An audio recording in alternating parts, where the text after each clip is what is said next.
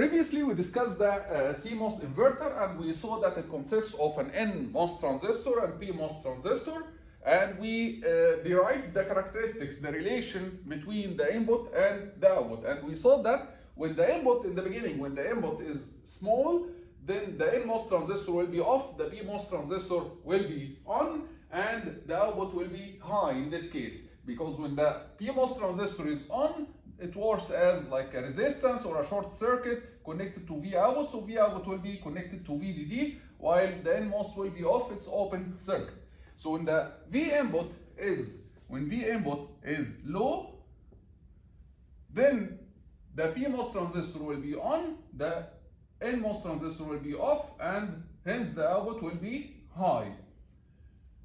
And this represents this part of the curve. And then as you increase V input, the NMOS transistor will start to be on and the PMOS will remain on. Both of them will be on in this region as you increase V input.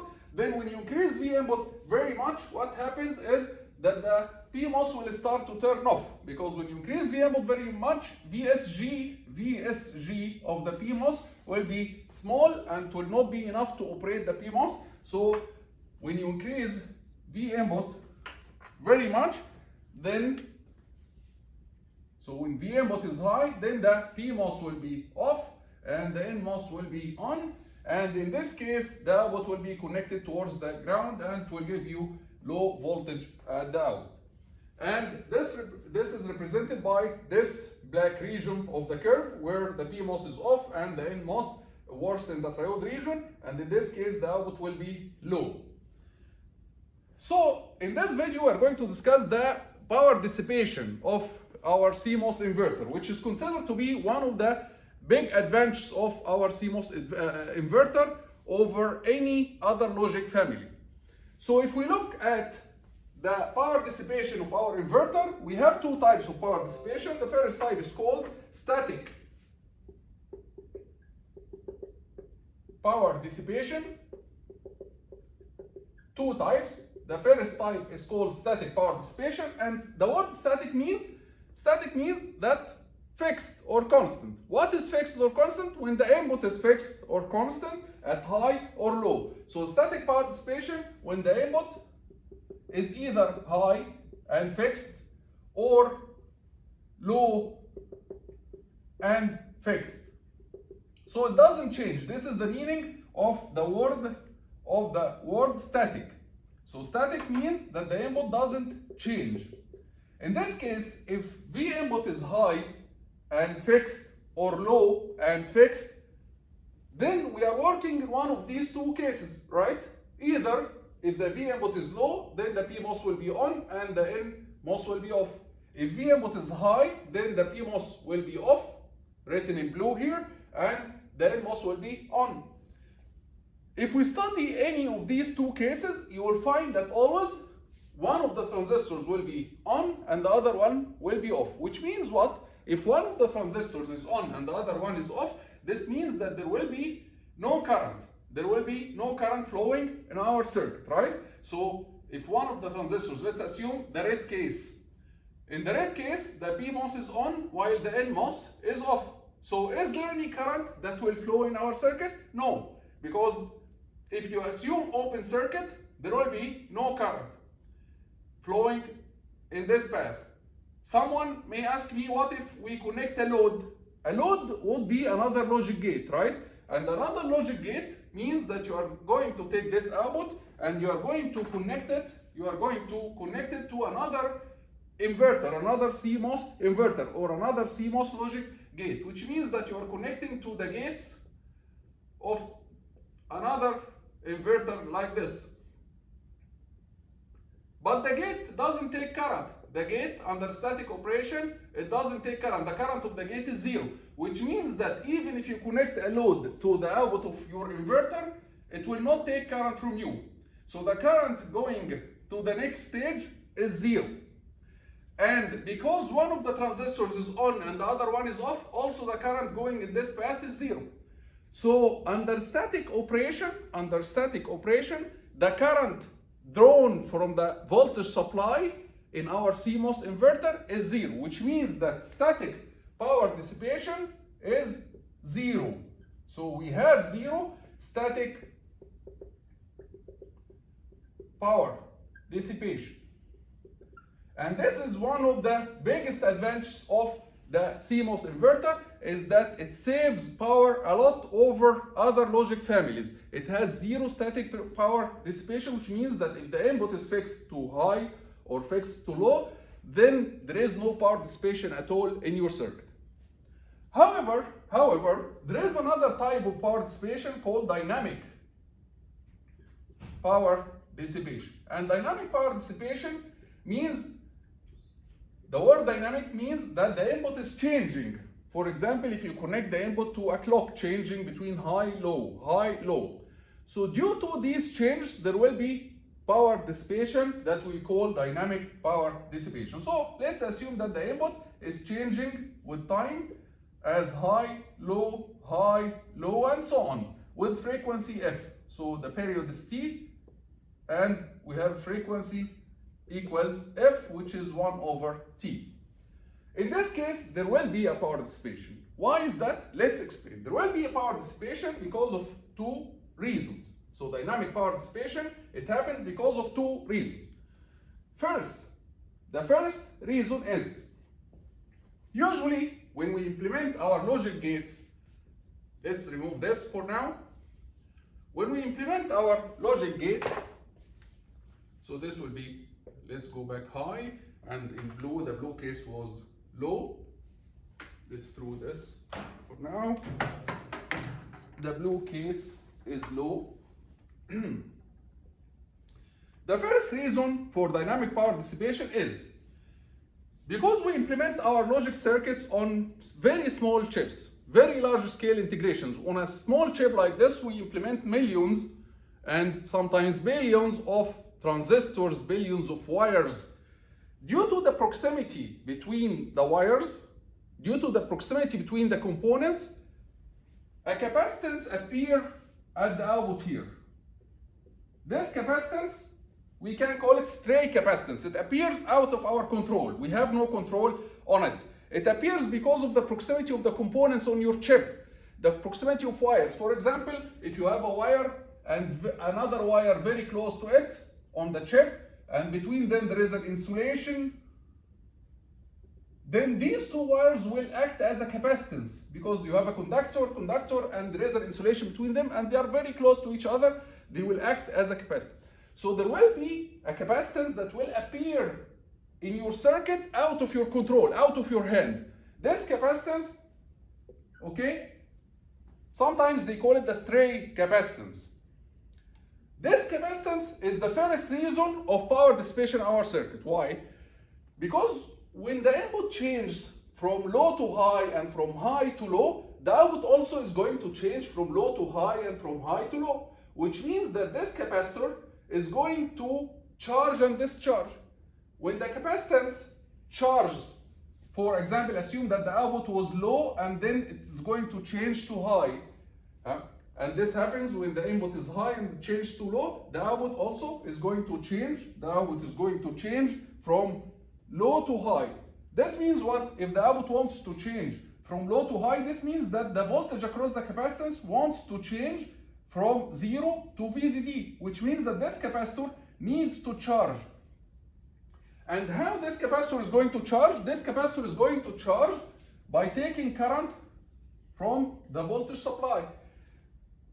So when the voltage output wants to change from low to high, from the NMOS being on to the PMOS being on, okay, then the capacitor is going to charge by taking current through this path.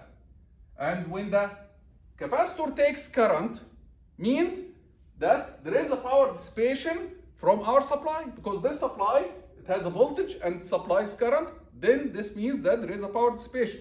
So the first reason for dynamic power dissipation, when you change the input, when the input is changing from low to high, high to low, is that the capacitance at the output is going to charge, especially in the case when the voltage across it, when V output changes from low to high, then the capacitor needs to charge from low to high, which means that it will take some power from your voltage supply.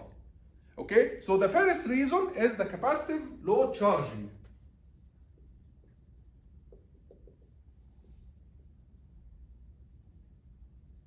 The capacitive load charging. The second case, or the other case, when the capacitor voltage changes from high to low, it doesn't matter. It will not cause any power dissipation. Why? Because when the capacitor changes from high to low, this means that it's going to discharge through the NMOS. When the capacitor changes from high to low, then it's going to discharge through the NMOS, to discharge its voltage through the NMOS. And here, the capacitor doesn't take any power from our supply. Actually, the capacitor is discharging the power towards the ground, right? So the only case when the capacitor takes power from our supply is when it charges from low voltage to high voltage. In the case where it charges from low voltage to high voltage, in this case, it will be connected to the PMOS to the supply, through the PMOS to the supply, and it will charge, taking power from our supply. How much power this capacitor is going to take? We can find an approximate equation, an approximate calculation for this power. The capacitor, when it charges from 0 to VDD, then the charge that it's going to take is equal to, the charge that is going to take is what? The charge that's going to take is C multiplied by the voltage difference, C multiplied by VDD, where C is the capacitance and VDD is the difference between the voltage that it had and the voltage that it will reach. So it had a 0 volt and then it will reach VDD. So the charge that's going to take, the capacitor is going to take a charge Q equals C VDD. And this charge, the capacitor is going to take it every period T is going to take this charge, right? So the current, or the average current that the capacitor will take from your supply is Q divided by the period, which is C VDD, and 1 over the period is F. So this is the average current, that the capacitor will take from your supply. And then if you multiply this current, this I average that it will take from your supply times the voltage of your supply, it gives you the power that the capacitor is going to take from your supply. So the power that the capacitor is going to take from your supply will be I average multiplied by VDD, which will be C VDD squared F. C multiplied by VDD squared multiplied by the frequency of changing the input voltage. So VDD, C VDD squared F. And this is the average power that the capacitor will take from your supply. So this is the first type of dynamic power dissipation. So dynamic power dissipation, the first reason for it is when you change the input from high to low, low, high, like connecting it to a clock, the output also is going to change from low to high, high to low. When the output changes from low to high, this means that the capacitor is going to charge, and it will charge through your supply. We calculated the voltage change in your capacitor. It will charge from 0 to VDD. We calculated the charge. We calculated the average current. And then we calculated the average power dissipation in the capacitor due to this charging process. The discharging of the capacitor doesn't cause any power dissipation. The discharging of the capacitor, in this case, the capacitor doesn't take any current from your supply. Actually, it is discharging the power that it had towards the ground. So this is the first reason for dynamic power dissipation. And this is how you calculate this average power dissipation. The second reason for dynamic power dissipation is during the switching, is due to switching. When we change the input, when the input changes from high to low and from low to high, we usually draw it like this. We say that the input is high and then suddenly it changes to low and then suddenly it changes to high. If it works like this, that would be perfect. If we can change the input with a sharp edge like this, from high to low and with a sharp edge like this from low to high, that would be perfect. It doesn't cause any problem. Why? Because if the input is low, then the output will be high, the NMOS transistor will be off. And if the input is high, the output will be low and the PMOS will be off. So always one of the transistors is off. So there will be no power dissipation. But unfortunately, what happens in practice is the input and the output, both of them, they cannot change with this sharp edge. Usually there is a time delay called the fall time and a time delay called the rise time that the input voltage takes in order to change from high to low. This is called the fall time. And there is another time delay called T rise, the rise time, in order for the input to change from low to high. So the input changes gradually from high to low and gradually from low to high. It doesn't change instantaneously, it changes gradually. And when the input changes gradually from low to high, let's imagine that on our curve. When the input changes gradually from low to high, what happens is that it will pass through all the different regions. So in the beginning, when the input is low, the NMOS will be off and the PMOS is on. And then it will pass through this region where both transistors are on until it reaches here where the PMOS is off and the NMOS is on. But in the middle, it will pass through a region where both transistors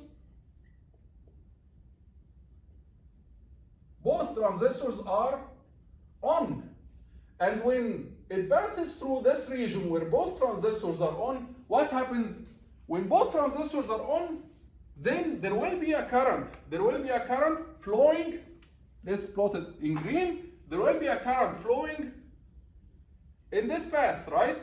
When both transistors are on, then it is possible that a current will go through this path from the PMOS to the NMOS towards the ground. And this current that will pass through the PMOS and then the NMOS towards the ground, this will cause the second reason for the power dissipation. So when the input changes from low to high, it will change gradually. So it will pass through this region where both transistors are on, and there will be a power dissipation in this region. There will be a current flowing from the supply towards the ground in this region where both transistors are on. Same thing happens when the input changes from high to low. It will change gradually, and when it changes gradually from high to low, okay, then again both transistors will be on and there will be a power dissipation.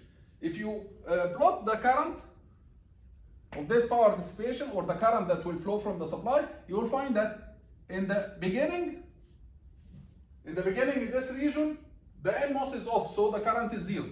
And in the end, the PMOS is off, so the current is also 0. But in the middle, when both transistors are on, there will be a current that looks like this. This current causes the second reason or the second part of the dynamic power dissipation. We are not going to calculate or find any equations for this current because it's kind of complicated or beyond the scope of our course, but it's required from you. You should understand that we have two reasons for dynamic power dissipation. The first one is due to charging the capacitance that appear at the output, and the second reason is due to changing the input and the output gradually from low to high or from high to low, where both at certain region both transistors will be on, and this will cause a current to flow from the supply towards the ground. And this is the second reason for dynamic power dissipation. So we are going to call it switching current. Okay, that's it for this video, and we'll see you in the next video with the circuit design of CMOS logic gates.